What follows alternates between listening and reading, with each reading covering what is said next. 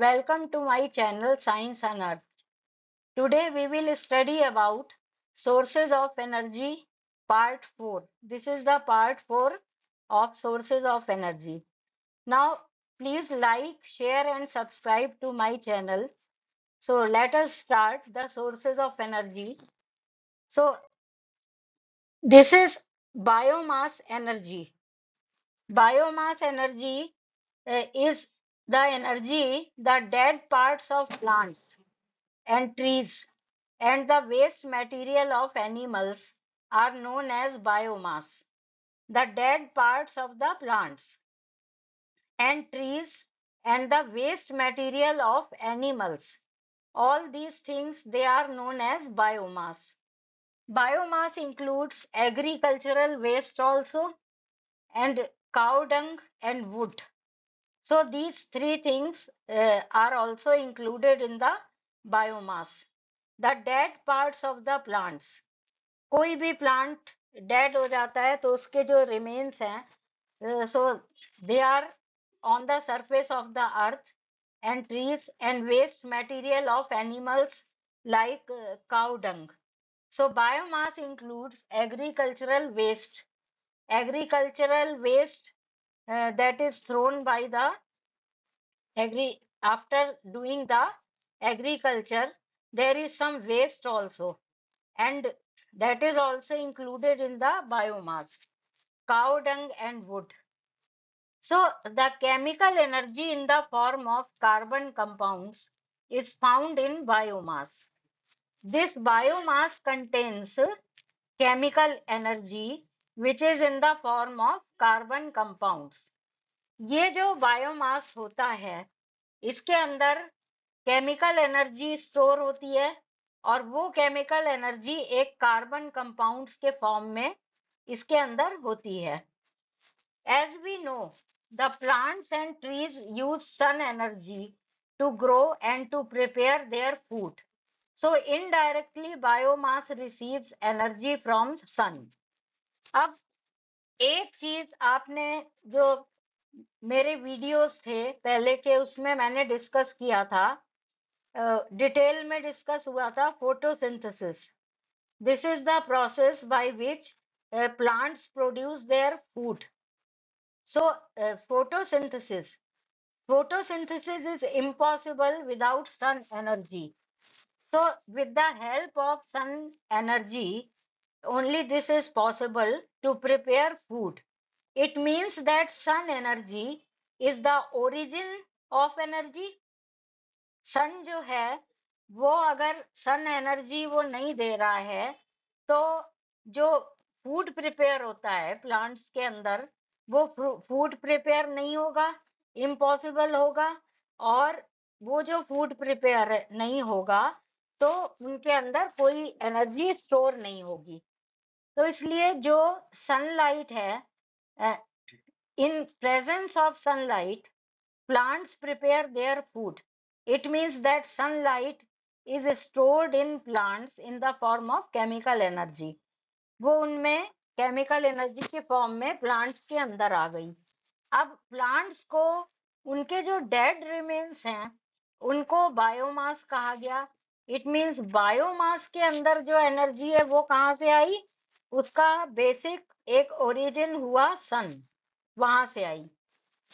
Then fuels like wood, agriculture waste and cow dung are biomass, that these are renewable sources of energy. तो ये जो renewable इनको कहा गया क्योंकि वुड जो है वो उनसे ट्रीज से और प्लांट से आती है, and we know that we can grow plants and trees again and again. So this is a renewable source of energy. Agricultural waste, ये हमेशा आपको मिलेगा. एग्रीकल्चर जहां भी होगी वहां पे ये वेस्ट प्रोड्यूस होगा. Cow dung, so cow dung is obtained from animals, so animals are there. It means all these sources, they are renewable sources of energy. Now we will discuss about wood and charcoal. Wood is obtained by cutting down the trees. all of us know that we get wood from trees. Wood is a renewable source of energy. Renewable आपको clear हो गया कि ये हमें मिलती रहेगी और continued रहेगी, ये इसकी सप्लाई। तो इसलिए ये एक रिन्यूएबल सोर्स ऑफ एनर्जी है। एक बार हमने कंज्यूम कर लिया ये, उसके बाद ये फिर से बन जाती है, प्लांट्स फिर ग्रो कर जाएंगे और उसके बाद ये होगा, then you will get wood again and again. So this is renewable source of energy. When wood is burnt, heat is produced. So wood is used as a fuel. In rural or villages, this wood is used for cooking food also. वहाँ पे कुछ ऐसे sources जो हैं तो वो नहीं है वहाँ पे, एलपीजी वगैरह की कहीं पे अगर सप्लाई नहीं है, so those villagers they prepare their food by burning wood, so it is used as a fuel. अभी भी ये बहुत जगहों पे एज ए फ्यूल यूज हो रहा है। If we use wood as a fuel, it has some disadvantages also. अब इसको हम यूज तो करते हैं, लेकिन इसमें बहुत सारे डिसएडवांटेजेस हैं। As for example, its calorific value is very लो।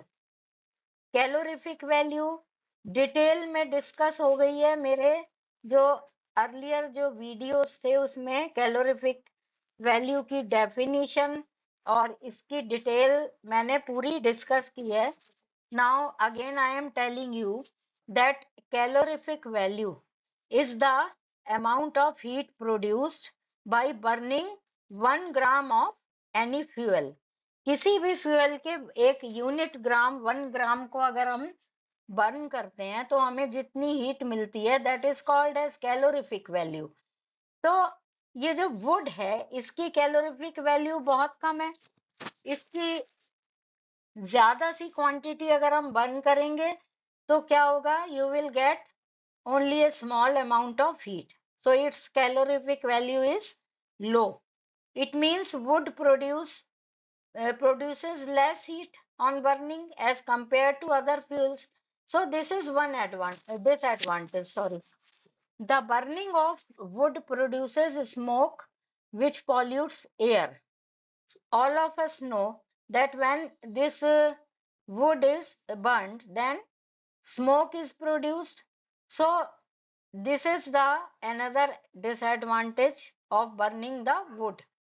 इसमें स्मोक प्रोड्यूस होता है और उससे पॉल्यूशन तो होता ही है, लेकिन उसके साथ साथ क्या है कि एक कुकिंग वो भी बड़ी बहुत डिफिकल्ट होती है इसमें, इसके साथ तो स्मोक प्रोड्यूस होता है, that is another disadvantage. As we discussed earlier that wood has certain disadvantages, hence by using some improved technology we can prepare a better fuel called charcoal. Now, this charcoal is better than this wood in some aspects, and this charcoal is prepared from wood. So, wood can be converted into a better fuel called charcoal when wood is burnt in a limited supply of air. Then, water and some volatile substances are removed, and a black substance called charcoal is left behind. In this way, charcoal is prepared from wood. अब ये would को जब हम burn करते हैं और उसमें एक कंडीशन है, वो ये है कि ओपन एयर में नहीं करेंगे, and we provide limited supply of air. उसके जहाँ पे वो बर्न हो रही है वुड, वहां पे एक हमें बहुत कम एयर सप्लाई करनी है, बहुत कम एयर, लिमिटेड सप्लाई। और उसके बाद ये होता है कि जो वुड के अंदर कुछ वाटर कंटेंट है और वोलेटाइल कुछ सब्सटेंसेस हैं, तो वो सब रिमूव हो जाते हैं, एयर में चले जाते हैं बर्निंग के टाइम पे, and a black substance called charcoal is left behind. Charcoal एक बच जाता है, that is the residue left after burning of would. In this way, charcoal is prepared from wood. Charcoal mainly contains carbon. इसका जो main constituent है charcoal का, that is carbon. Charcoal is better than wood. There are certain advantages. Charcoal has higher calorific value than wood. Calorific value मैंने explain कर दिया आपको, just for revision. अभी बताइए इसकी डेफिनेशन. तो चारकोल जो है वो इसकी हायर कैलोरिफिक वैल्यू होती है वुड से अगर कंपेयर करें, और वही फ्यूल बेटर होता है जिसकी कैलोरिफिक वैल्यू हाई होती है, क्योंकि वो ज्यादा हीट देता है. हीट ही हमें चाहिए अपने जितने भी पर्पसेस सॉल्व करने के लिए, कुकिंग है कुछ भी है, उसमें we require a quantity of heat. और जो फ्यूल ज्यादा क्वांटिटी देगा हीट की, वही एक बेटर फ्यूल होगा जिसकी कैलोरिफिक वैल्यू ज्यादा होगी. Now, this charcoal is a fuel which is easy to handle and convenient to use. अब ये जो wood है, ये बहुत एक इसमें ज्यादा वेट होता है और इसकी हैंडलिंग बड़ी बहुत ही प्रॉब्लम होती है उसमें. और ये जो चारकोल है, this is easy to handle and convenient to use. Now another advantage of charcoal is charcoal does not produce smoke on burning. So that problem is also solved. In wood, it was the problem that when we burn wood, then smoke is produced. But in charcoal, this smoke does not produce. So this is the advantage. Now, next biomass is cow dung. Cow dung is the excreta of cattle such as cows and buffaloes. ये सब लोग हम जानते हैं cow dung. तो this is the excreta of cattle. In some rural areas, cow dung cakes have been traditionally used as a fuel for cooking. अब इसमें ये जो काउ डंग है, ये इसको ड्राई करते हैं सन में और उससे काउ डंग केक्स बनते हैं. वो ड्राई होते हैं और they are used for cooking purpose in some rural areas. When cow dung cakes are burned, they produce heat which is used for cooking. So they are used for cooking, but there are certain disadvantages. This is not a good fuel because dung cakes do not burn completely, hence some residue is left behind. And when some residue is left behind, then we will have to clean that, और उसको भी हमें dispose of करना पड़ता है जो residue बचता है. तो एक ये डिसएडवांटेज हो गया काउ डंग केक्स का, कि एक तो जितना फ्यूल है क्वांटिटी, वो पूरा का पूरा अगर बर्न नहीं हो रहा है और उसमें से काफी उसकी क्वांटिटी वेस्ट हो रही है, बिना बर्न हुई बच गई रेजिड्यू, तो वो उससे कोई बेनिफिट नहीं है. So this is the disadvantage of cow dung. Then again, it has low calorific value. So the amount of heat produced by cow dung, it is very low. It has some special substances like nitrogen and phosphorus. These two substances increase the fertility of soil. ये जो nitrogen और phosphorus होता है, ये अगर soil के अंदर है इसकी अच्छी क्वांटिटी, तो जो प्लांट्स की जो ग्रोथ है उस पे वो बहुत अच्छी होती है. और जो एग्रीकल्चर है उसमें एक क्वांटिटी जो हम जो भी कुछ ग्रो कर रहे हैं उसकी बहुत अच्छी क्वांटिटी मिलती है, क्योंकि वो जो सॉइल है वो फर्टाइल हो जाती है अगर उसके अंदर नाइट्रोजन और फास्फोरस एक सफिशिएंट क्वांटिटी में है अंदर. सो ये this cow Dang, it contains nitrogen and phosphorus. And if we burn cow dung, then we are destroying these useful substances for soil. अगर हम काउ डंग को यूज कर रहे हैं अपने कुकिंग के पर्पस के लिए या और किसी चीज को हीटिंग पर्पस में यूज कर रहे हैं हम उसको, तो हमने एक जो बहुत बड़ा एक पोर्शन था उसका, बहुत अच्छी चीजों का, जिसमें कि नाइट्रोजन और फास्फोरस थी, तो वो हमने एक तरह से वेस्ट कर दिया। काऊ डंग को हमने यूज किया कुकिंग पर्पस के लिए। अब वो जो काऊ डंग जिसके अंदर बहुत सारी नाइट्रोजन और फास्फोरस है, इस काऊ डंग को अगर हम सॉइल के साथ मिक्स करते तो ये बहुत बेनिफिशियल होता एग्रीकल्चर के लिए। उसमें प्लांट्स ग्रो होते, बहुत अच्छी तरह से उनकी ग्रोथ होती।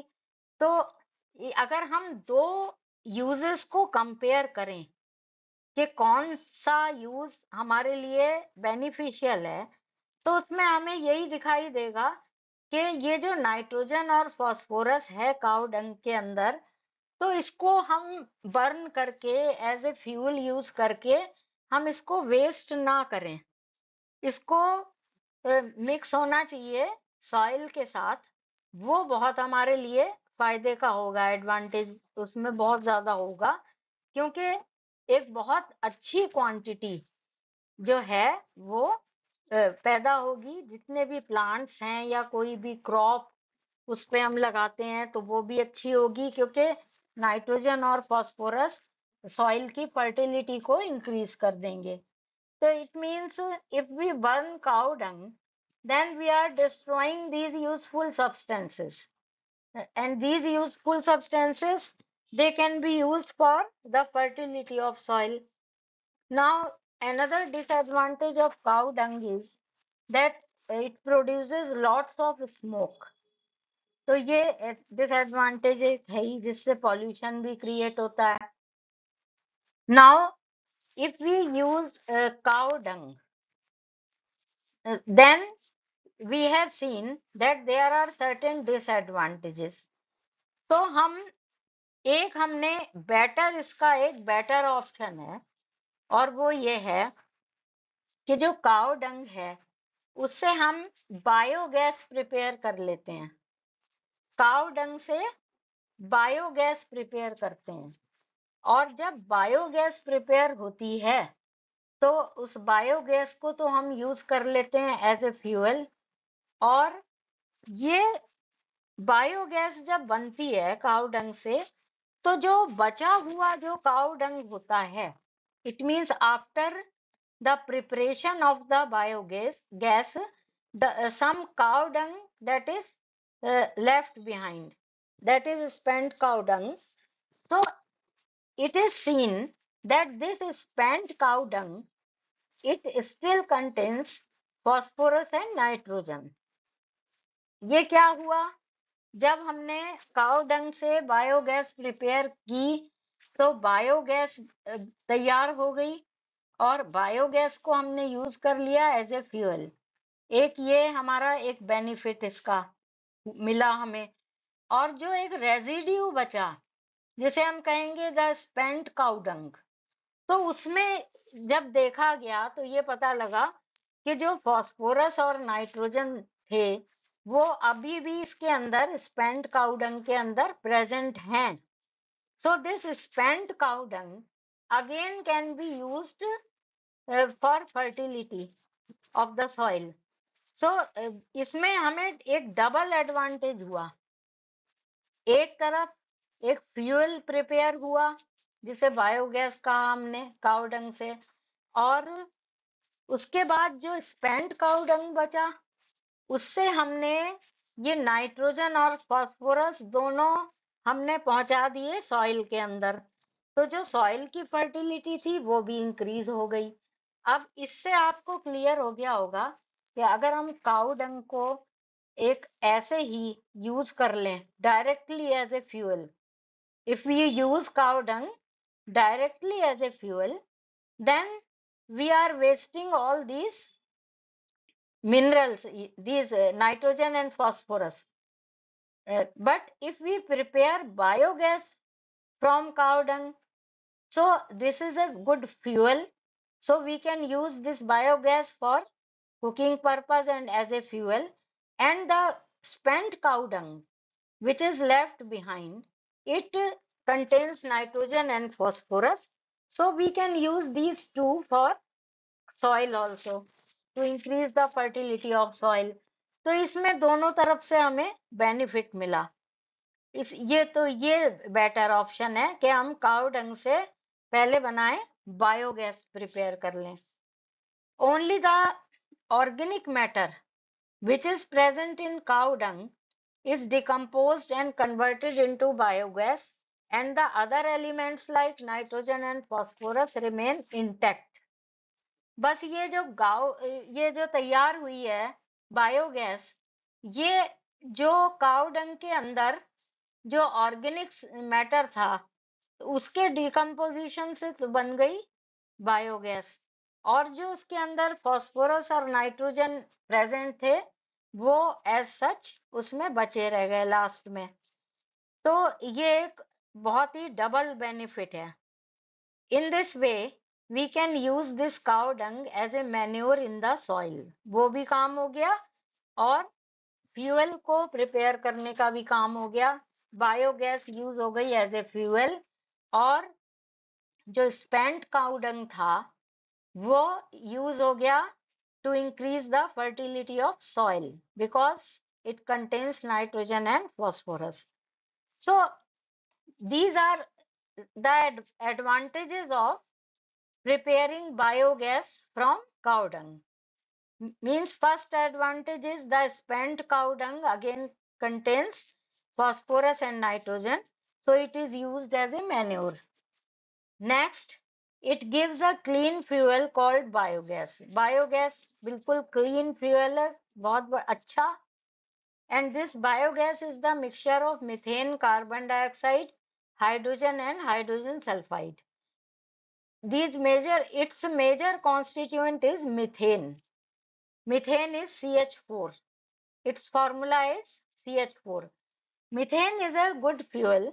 Biogas is produced by anaerobic degradation of cow dung in presence of water. This degradation is carried out by anaerobic bacteria in presence of water but in absence of oxygen. तो ये जो biogas prepare हुई है, ये इसमें एक anaerobic degradation हुआ cow dung का, और एक बैक्टीरिया होता है जो वर्क करता है इन एब्सेंस ऑफ ऑक्सीजन। तो ये इसके एब्सेंस में इससे प्रिपेयर होती है biogas. Then there are certain uses of biogas. It has high calorific value, hence this is a good fuel. Biogas burns completely without leaving any residue. वो problem भी solve हो गई कि कोई उसमें रेजिड्यू बाद में बचा हुआ है और उसको डिस्पोज ऑफ करना है, तो वो भी प्रॉब्लम सॉल्व हो गई। Now biogas Burns without smoke, pollution की भी प्रॉब्लम नहीं है। Biogas is cheaper than most other fuels. इसमें जब कैलकुलेट किया गया, इसमें कितना इसके प्रिपरेशन में कितना अमाउंट लगता है, कितना मनी स्पेंड होता है, तो ये पता लगा that biogas is cheaper than most other fuels. Now it can be supplied directly from the biogas plants. जहां पे ये प्रिपेयर हो रही है बायोगैस प्लांट्स में, वहां से हम इसकी डायरेक्ट सप्लाई दे सकते हैं कहीं भी, एज सच वहां से सीधा इसकी सप्लाई हो जाएगी थ्रू पाइप्स। तो ये एक बहुत ही अच्छी चीज है। Biogas is also used for lighting purpose. इससे जो लाइटिंग है वो भी कर सकते हैं हम अपने हाउसेज में, स्ट्रीट लाइट्स, ये सब कुछ इससे हो सकता है। It is used for generating electricity, इसके भी काम आती है, इलेक्ट्रिसिटी बना सकते हैं। engines of water pumping sets used for irrigation are run on biogas. अब ये किसी जो रूरल एरिया के लिए जहाँ पे बहुत बड़ी कोई एग्रीकल्चरल लैंड है, तो वहां के लिए एक सेटअप बहुत अच्छा है। ये जितने भी विलेजर्स हैं, ये मोस्टली ये जितने भी एनिमल्स हैं वो वहां पे उनको बहुत अच्छी तरह से पालते हैं। और जब एनिमल्स ज्यादा होंगे तो एनिमल वेस्ट वहां पे होगा अच्छी क्वांटिटी में। और अगर वहां बायोगैस प्लांट लगा दिया जाए तो बायोगैस प्रोड्यूस होगी और वो यूज होगी पूरे उसके पूरे विलेज के लिए, इलेक्ट्रिसिटी और लाइटिंग पर्पस और कुकिंग मीडियम सब कुछ के लिए वो यूज होगी। और जो एग्रीकल्चरल लैंड है वहां पे, तो उसके साथ मिक्स कर दिया जाएगा वो जो स्पेंट काउ डंग बचा हुआ, तो वो वहां की सॉइल की फर्टिलिटी इंक्रीज कर देगा। तो ये एक सेटअप विलेजेस के लिए बहुत ही अच्छा है, बेनिफिशियल है ये। Biogas is a renewable source of energy, ये क्लियर है।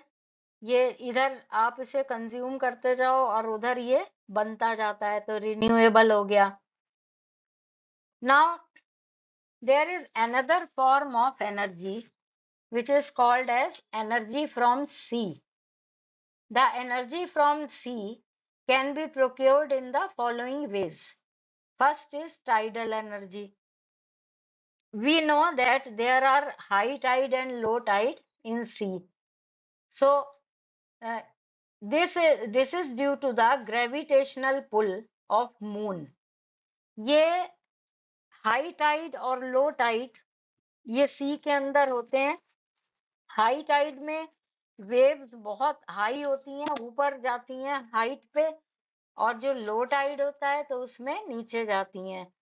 और ये जो होता है हाई टाइड और low tide, this is due to the gravitational pull of moon on. So in low tide, uh, on the other hand, there is a low tide. The tidal wave in the sea, they rise and fall. एक बार वो ऊपर जाती हैं फिर उसके बाद नीचे आती हैं। During the high tide and low tide there is fast movement of water. अब ये अंडरस्टूड है कि जब एक बार एक वेव्स बहुत हाइट पे जा रही हैं और उसके बाद वही वेव नीचे गिरती है, तो जो वाटर का मूवमेंट है वो तो बहुत ज्यादा हाई हो गई। तो when there is a high tide, then level of water is very high and it turns the turbine. अब ये टरबाइन को हमें मूव करवाना है, टरबाइन जनरेटर का, और वो जब मूव करेगा तो उससे इलेक्ट्रिसिटी प्रोड्यूस होगी। तो जो हाई टाइड है उसमें वाटर लेवल हाई जाता है, और हाई जाते हुए जो वो वाटर है वो टरबाइन को रोटेट करता हुआ चला जाता है। The turbine turns the generator to produce electricity. Now, on the other side, level of water is low during the low tide. अब लो टाइड आया, उसमें वाटर एक स्पीड से नीचे आया, तो वो भी बड़े बहुत तेज स्पीड होती है। और वो लो टाइड में नीचे जाता हुआ जो वाटर है, वाटर वेव्स, वो फिर से इस टरबाइन को रोटेट कर देती हैं। तो फिर एक हाई टाइड और एक लो टाइड में ये टरबाइन दो बार रोटेट किया जाता है। और जब टरबाइन रोटेट होता है तो जनरेटर में इलेक्ट्रिसिटी प्रोड्यूस होती है। तो ये मेथड है, ये टाइडल एनर्जी को यूज करना टू प्रोड्यूस इलेक्ट्रिसिटी।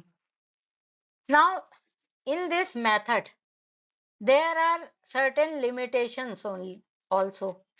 limitations क्या है इसमें? ये है कि आप जो एक टाइडल डैम्स है ना, उनको ये नहीं है कि हम कहीं भी उनको बना सकते हैं। टाइडल डैम्स बनाने पड़ते हैं पानी को रोकने के लिए। तो वो जहाँ पे सी होगा वहीं पे ही पॉसिबल होगा, और ये बहुत कम जगह पे पॉसिबल है। तो ये एक लिमिटेशन हो गया। और इसमें जो इलेक्ट्रिसिटी प्रोड्यूस होती है वो भी बहुत कम क्वांटिटी में होती है। So these are the limitations. Now another type of energy is wave energy. This also comes from sea, ये भी सी में से आती है। Energy from the sea is available in the form of sea waves. Sometimes very fast water waves start moving on the surface of the sea due to the blowing of wind. अब वो wind, पहले तो आपने देखा high tide और low Tide से movement था water का। अब ये जो है, ये इसकी जो वेव्स मूव कर रही हैं, ये विंड की वजह से है। जो सरफेस विंड्स होती हैं वो उसको फास्ट चलाती हैं वाटर को, और वो टरबाइन को रोटेट करेगा और उससे इलेक्ट्रिसिटी जनरेट होगी। और इसमें मेथड क्या है? To generate electricity from sea wave energy we have to set up the same arrangement. बहुत बार हमने उसे पढ़ा है। We will move with the help of kinetic energy of sea waves. अब हम टरबाइन को मूव करवाएंगे, और वो टरबाइन कैसे मूव करेगा? जो सी वेव्स के अंदर काइनेटिक एनर्जी है वो उसे रोटेट करेंगे, और वो again this turbine is connected to generators through shaft and it makes electricity. Now, one limitation is there. This method is not successful and cannot produce electrical energy up to mark. It means quantity of energy or electricity produced is not sufficient for any purpose. Now, next is ocean thermal energy. When the sun rays fall on the surface of water, the temperature of the uppermost layer of water increases, but the temperature of the deeper levels in the sea is less than. अगर हम उसमें देखें सी पे, तो water की कुछ layers imagine कर सकते हैं। जैसे एक तो अपर मोस्ट लेयर हो गई, और जो अपर मोस्ट लेयर है that will come in contact with sun rays directly. Sun rays उसी के ऊपर फॉल होंगी जो अपर मोस्ट लेयर है। तो जो अपर मोस्ट लेयर है उसकी सी की, तो उसका टेम्परेचर ज्यादा होगा, और उस लेयर से नीचे की जो लेयर है अगर उसका हम टेम्परेचर मेजर करें, that will be lower than the upper most surface. So this is the temperature difference of different layers of the water. In this way, the temperature difference between the water at the surface and at the deeper levels, there is a big difference. The energy available due to the difference in temperature in these water levels is called ocean thermal energy. अब ये जो दोनों जो layers में जो difference of temperature है, तो इसकी वजह से इसमें एनर्जी होती है, और उसे ओशन थर्मल एनर्जी हम कहते हैं. This is the renewable source of energy. Now when we want to produce electricity from this ocean thermal energy, then what will we do? Ocean thermal energy conversion power plants are set up. So to operate this power plant, a temperature difference of 25 degree or more between the surface of the ocean and deeper waters is needed for operating this power plant. तो ये जो power plant उसमें setup किया जाता है, और उसमें जो अपर मोस्ट लेयर है उसकी ओशन की, और उसके नीचे जो लेयर्स हैं उनमें एटलीस्ट 25 डिग्रीज का डिफरेंस होना चाहिए, या और ज्यादा हो तो और अच्छा है. तो उससे ये ऑपरेट होता है power plant. In one method, warm surface of ocean is used to boil a liquid ammonia. Warm surface of ocean is used to boil a liquid ammonia. अब एक मेथड ये यूज किया गया है कि जो ऊपर की जो लेयर है, अपर मोस्ट लेयर ओशन की, वो उसका टेम्परेचर सबसे ज्यादा होता है, तो उस हीट को यूज किया गया लिक्विड एमोनिया को बॉईल करने के लिए. और जब वो बॉईल हुआ लिक्विड एमोनिया, तो उसने हाई प्रेशर वेपर्स प्रोड्यूस किए. इट मींस ये वेपर फॉर्म में आ गया, गैसियस फॉर्म में. These vapours are use to turn the turbines of the generator. अब ये जो गैस फॉर्म हुई, means the vapours of the ammonia, liquid ammonia, these are used to rotate the turbine of the generator. So this setup is uh, done there. So this is the benefit of ocean thermal energy. इससे भी हम थोड़ी सी electricity बना सकते हैं. Then another type is geothermal energy. As we move deep inside the earth, there are certain hot rocks present there. अब deep अगर इसमें अर्थ के नीचे जाएं डीप, तो उसमें नीचे बहुत सारी रॉक्स होती हैं, लेयर्स होती हैं. तो उसमें कुछ अंदर कुछ कई जगह पे ऐसी रॉक्स होती हैं जिनका टेम्परेचर बहुत ज्यादा होता है. From these hot rocks heat energy is obtained, that is called the geothermal energy. You know that heat is also a kind of energy or a form of energy, heat.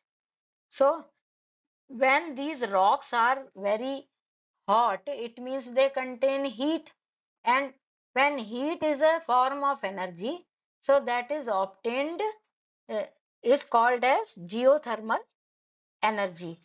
वो उसको as geothermal energy हम use कर सकते हैं. The heat of these rocks can be use to produce electricity. The heat of these rocks is not due to solar energy. अब एक बात इसमें बहुत अलग तरीके की है. सोलर एनर्जी कहाँ पे फॉल हो रही है, कहाँ पे गिर रही है? वो on the upper most layer of the earth. Earth की सबसे ऊपर की जो सरफेस होती है उसके ऊपर सोलर एनर्जी आ रही है. लेकिन ये जो हॉट रॉक्स की जो बात हो रही है, ये हॉट रॉक्स मिलती हैं बहुत अर्थ के अंदर, बहुत डीप जाके मिलती हैं. बहुत डीप जाओगे जब नीचे, तब ये हॉट रॉक्स मिलती हैं. तो जो ऊपर सोलर जो एनर्जी या सोलर रेज, जो सन की रेज हैं, वो अर्थ के ऊपर की सरफेस पे फॉल हुआ उनका, तो उससे तो जो अर्थ की सबसे ऊपर की सरफेस है वही, उसी का टेम्परेचर ज्यादा बढ़ेगा. वो हीट इतना नीचे तो जा नहीं सकती कि इतनी जो डीप लेयर्स हैं अर्थ की उनके अंदर वो चली जाएगी. तो ये जो अंदर जो हॉट रॉक्स मिली हैं, तो इनका ये हॉट होने का क्या रीजन है? ये इतनी ज्यादा इनका टेम्परेचर कैसे हो गया, जबकि इनके पास तक वो सन एनर्जी या सन रेज नहीं पहुंची हैं? तो ये जो अंदर जो हॉट रॉक्स हैं, इसका एक रीजन है कि वहां पे कुछ रेडियो एक्टिव मटेरियल्स अंदर मिलते हैं. रॉक्स के अंदर बहुत सारे रेडियो एक्टिव मटेरियल्स मिलते हैं. और वो जो रेडियो एक्टिव मटेरियल्स हैं, उनमें एक रिएक्शंस होते हैं, फिजन रिएक्शन. फिजन रिएक्शन में एनर्जी प्रोड्यूस होती है, हीट एनर्जी. ये जो फिजन रिएक्शंस हैं, ये रेडियो एक्टिव उसमें प्रोड्यूस होते हैं और बनते हैं, और उसके बाद बहुत एक लार्ज क्वांटिटी हीट की प्रोड्यूस होती है. Now we will see how this heat can be used to produce electricity. ये जो हीट प्रोड्यूस हुई, तो ये भी एक फॉर्म है एनर्जी का, और इसको हमने कैसे यूज करा, उसके लिए ये प्रोड्यूस करने के लिए इलेक्ट्रिसिटी, तो उसमें ये है कि ये जो हॉट रॉक्स हैं present below the surface of the earth, of the underground, they are at a very high temperature. So this now there is water also, water inside the earth. वो जो नीचे जो हॉट रॉक्स हैं उनके पास कुछ water content भी है, अर्थ के अंदर होता है, डीप भी होता है, अंदर भी वाटर कंटेंट होता है. तो वो जो हीट थी जो हॉट रॉक्स की, उसने जो वाटर है उसको बहुत हाई टेम्परेचर पे हीट किया, और वो जो वाटर है वो स्टीम में चेंज हो गया. When large amount of steam is formed between the rocks, it creates high pressure. अब steam क्या है? This is gaseous form. ये vapors हैं, water vapors हो गई या वो, तो ये एक प्रेशर क्रिएट करेगी, क्योंकि जो गैस होती है वो ज्यादा वॉल्यूम ऑक्यूपाई करती है। ये जो आपने एर्थ वगैरह या पीछे की क्लासेस में पढ़ा होगा, सॉलिड, लिक्विड एंड गैस, तो उनके स्ट्रक्चर में पढ़ा होगा कि जो गैसेस हैं वो ज्यादा वॉल्यूम ऑक्यूपाई करती हैं। अ, तो ये इसकी वजह से एक बहुत प्रेशर क्रिएट होता है, वो जो स्टीम बनी अंदर। Then a hole is drilled deep into the earth and a pipe is put through it. अब कैसे, हमें क्या करना है? ये तो अरेंजमेंट अर्थ के नीचे है ऑलरेडी। क्या अरेंजमेंट है? वहां जो हॉट रॉक्स हैं वो एक उनका अपने आप ही हीटिंग हो रहा है। और कैसे हीटिंग हो रहा है? वहां पे रेडियो एक्टिव मटेरियल जो प्रेजेंट है उसमें रिएक्शंस हो रहे हैं, फिजन रिएक्शंस। फिजन रिएक्शन में बहुत हीट प्रोड्यूस हो रही है, और वो जो हीट है उसने जो वाटर कंटेंट था अंदर लेयर्स में उसको हीट किया, उससे वाटर वेपर्स बने, बहुत ही हाई प्रेशर क्रिएट हुआ। अब वो हाई प्रेशर अंदर हो गया। अब अब काम करना है हमें ऊपर, वो ये काम करना है कि एक होल ड्रिल होगा उसमें बहुत डीप, जिसमें एक पाइप लगाना होगा, और उसमें जो है एक हाई प्रेशर में जो स्टीम थी अंदर वो बाहर आएगी, बाहर। And that is this high pressure steam is used to move the turbine. वही काम करना है, प्रिंसिपल इज सेम। वही टरबाइन उसको मूव करवाने के लिए इस हाई प्रेशर स्टीम को यूज कर लिया। अच्छा, अब क्या है कि एक टाइम तो ये स्टीम आ गई बाहर बन के। अब जो वाटर कंटेंट है वो अर्थ के नीचे जो डीप में वाटर कंटेंट है उसका भी तो एक लिमिटेड स्टॉक होगा वहां पे। तो एक काम एक आर्टिफिशियल तरीके से ये किया जा सकता है कि एक होल उसमें और बनाया जाए अर्थ में ड्रिलिंग करके, और उस होल के थ्रू एक पाइप डाल के उससे हम वाटर अंदर वहां पे पहुंचाना शुरू कर दें। तो अंदर जो वाटर कंटेंट है अगर वो कंज्यूम भी हो गया, पूरा यूज अप हो गया, तो जो बाहर से जो वाटर वहां पे अंदर पहुंचाया जाएगा तो वो यूज हो जाएगा। वो उसको हीट कर देंगी वो rocks, again it will form this steam, and that high pressure steam will come out through another pipe and it will rotate the turbine. तो ये एक सेटअप ऐसा भी हो सकता है कि हम थोड़ा सा वाटर भी अंदर वहां पे सेंड कर दें।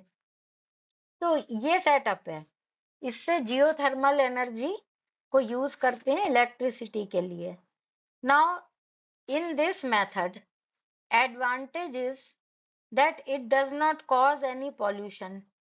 Hence, this is environmental friendly source of energy. And second advantage is that this is economical. This is cheap also. ये जो setup है कि ये ड्रिलिंग करके दो पाइप्स लगाए तो ये थोड़ा सा इकोनॉमिकल भी प्रूव हुआ है। Then there is one disadvantage also. The disadvantage is that this is unavailable only in those areas where the hot rocks are found. अब ये जो hot rocks है ना, ये कहीं भी अर्थ के नीचे प्रेजेंट नहीं है। ऐसा नहीं है कि ये हर जगह आपको मिल जाएंगी अर्थ के नीचे। ये कुछ जगह ऐसी होंगी जहां पे कि सरफेस के नीचे हॉट रॉक्स मिलेंगी, लेकिन कहीं दूसरी जगह ऐसी हैं जहां हॉट रॉक्स नहीं है। तो फिर हमें ये एक तो ये सर्च करना होगा कि कहाँ पे है कहाँ पे नहीं है। ये एक बहुत ज्यादा एक डिसएडवांटेज हो गया इसका। और डिसएडवांटेज क्या है, एक बहुत डिफिकल्ट ये टास्क है कि इसको सर्च करना।